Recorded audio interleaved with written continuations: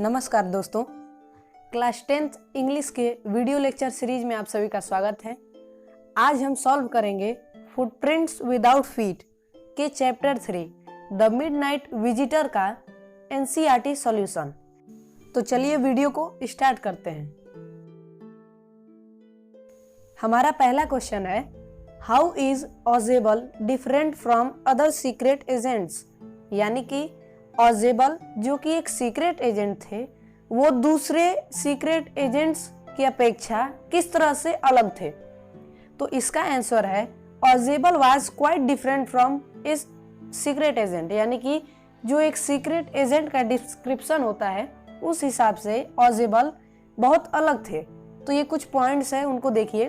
पहला point, he was extremely fat, यानी कि एक सीक्रेट एजेंट को फिजिकली फिट रहना होता है, पर ऑजेबल बिल्कुल ही फैट थे यानी मोटे थे। दूसरा point, he lived in A musty room which was on the 6th floor of A hotel, यानी कि वो एक बहुत खास कमरे में नहीं रहते थे, वो एक नॉर्मल कमरे में रहते थे जो कि होटल के 6th फ्लोर पर बना हुआ था। Third point, living in Paris for more than 20 years he was still in touch with his American language, यानी कि वो 20 साल से ज़्यादा समय से पेरिस में रह रहे थे। तो पेरिस जो कि फ्रांस की राजधानी है, तो फ्रांस की राजधानी पेरिस में फ्रेंच बोली जाती होगी, पर 20 सालों बाद भी इनके जो अमेरिकन लैंग्वेज का टच है वहाँ पर वो ख़त्म नहीं हुआ था। तो ये कुछ क्वालिटीज हैं जो ऑजेबल को दूसरे सीक्रेट एजेंट्स की अपेक्षा अलग बनाती हैं। Moving to our second question, who is Fowler and what is his first authentic thrill of the day, यानी कि फाउलर कौन है और जब वो ऑजेबल के साथ गया तो उसके लिए सबसे इंटरेस्टिंग थ्रिल क्या था।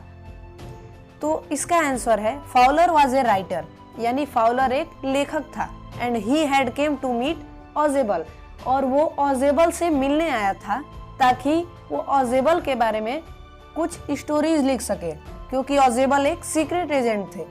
Fowler's first authentic thrill of the day came when he saw a man in Ausable room pointing a pistol toward Ausable and himself, यानी कि जब फाउलर ऑजेबल के साथ उसके रूम में आते हैं तो उनके लिए सबसे जो इंटरेस्टिंग चीज होती है, उस दिन की सबसे इंटरेस्टिंग चीज क्या होती है कि रूम के अंदर इंटर करते ही वो एक आदमी को देखते हैं जिसका नाम था मैक्स।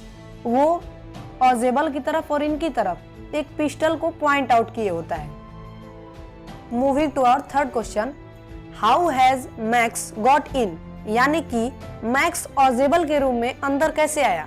तो इसका आंसर है Max had got into the room with a pass key और ए मास्टर की, यानी कि मैक्स ऑजेबल के रूम में कैसे घुसे, या तो पास की से या फिर उनके पास एक मास्टर की होगी जिसके वजह से वो ऑजेबल के रूम में इंटर कर गए। Moving towards our fourth question, how does Ausable say he got in, यानी कि ऑजेबल ने क्या अनुमान लगाया कि मैक्स कैसे अंदर घुसा होगा। तो इसका आंसर है ऑजेबल said that he thought max had got into the room through the balcony, यानी कि ऑजेबल ने सोचा कि जो मैक्स है वो बालकनी के थ्रू अंदर आया होगा। He said that it was the second time in the month that somebody had got into his room this way, यानी कि उन्होंने बताया कि ये दूसरी बार हो रहा है इस महीने में जब मेरे रूम में कोई बालकनी के थ्रू इंटर कर जाता है। Let's have a long answer type question. The question is, how does Ozebel manage to make Max believe that there is a balcony attached to his room? Look back at his detailed description of it. What makes it a convincing story?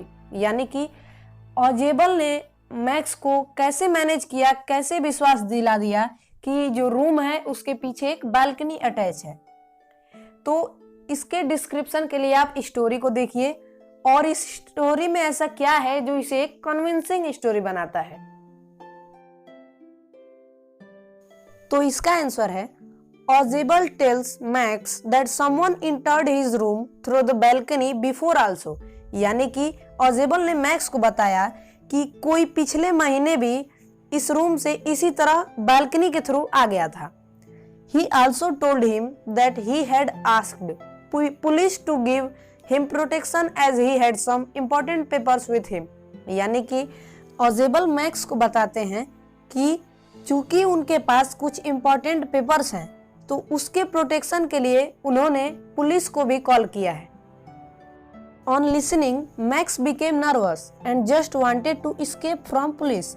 As a result, without noticing, he jumped out of the window and fell down। यानी कि जब max ने इतना सुना कि police आने वाली है तो काफी नर्वस हो गया, काफी डर गया और वो चाहता था कि मैं पुलिस से बच जाऊं।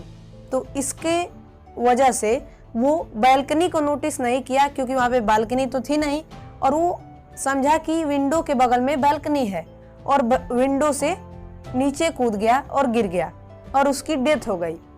ऑजेबल्स ability to think quickly and calmly in a situation of panic makes it convincing. यानी कि इतने टफ सिचुएशन में भी ऑजेबल की एबिलिटी थी कि वो बहुत ही तेज सोच सकता था और वो शांत रहता था। तो यही इस स्टोरी को कन्विंसिंग बनाती है। यहाँ पर आपका चैप्टर द मिडनाइट विजिटर के एनसीईआरटी सॉल्यूशन खत्म होते हैं। साथ ही आपको बता दें कि इसका जो पार्ट 1 है यानी इसकी फुल समरी वो भी हिंदी में, वो भी हमने अपने चैनल पर डाल रखी है और उसका लिंक डिस्क्रिप्शन में भी है, आप वहां से देख सकते हैं।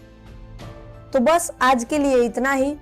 उम्मीद है आपको ये वीडियो पसंद आई होगी और वीडियो पसंद आई हो तो वीडियो को लाइक करना मत भूलिएगा क्योंकि काफ़ी मेहनत लगती है वीडियोस बनाने में और फ्री ये क्लासेस हैं, इसलिए अपने दोस्तों में शेयर करना मत भूलिएगा। चैनल को सब्सक्राइब कर दीजिएगा और सब्सक्राइब के बगल में जो नोटिफिकेशन बेल है उसको भी जरूर ऑन कर दीजिएगा ताकि आपको हमारी लेटेस्ट वीडियो अपडेट्स हमेशा मिलती रहे।